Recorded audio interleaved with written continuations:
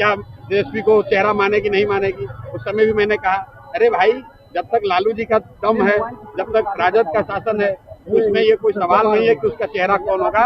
वो कांग्रेस नहीं तय करती है, वो कन्हैया कुमार राहुल गांधी तय नहीं करते हैं, वो लालू जी तय करते हैं। और जब तक लालू जी हैं तो चेहरा उनके परिवार का ही कोई होगा। तो ये सब नूरा कुश्ती है। चिराग पासवान एनडीए में मंत्री हैं, क्या उन्होंने मंत्री पद छोड़ दिया? क्या सांसद पद से त्याग पत्र दे दिया? क्या एनडीए से बाहर चले आए? अगर आप एनडीए के घटक दल हैं, घटक दल होने के नाते केंद्र की सरकार में मंत्री हैं, तो उनसे अलग कैसे लड़िएगा?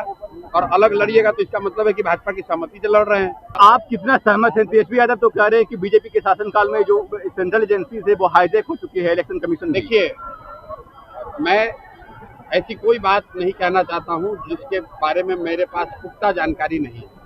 मेरे पास इसकी कोई पुख्ता जानकारी नहीं है कि ईवीएम या इलेक्शन प्रोसेस में मैनिपुलेशन हुआ है कि नहीं हुआ है।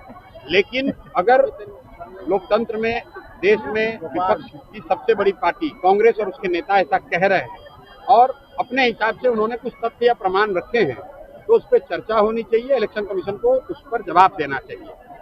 रह गई बात तेजस्वी यादव की, तो ये राजद के नेता है और बिहार के लोगों को बहुत अच्छी तरीके से याद है कि जब उनके पिताजी का शासन था तो यहाँ पर इलेक्शन कितनी बढ़िया से होता था, कैसे बूथ लूटा जाता था, कैसे बक्से से जिन निकलने वाली बात कही जाती थी।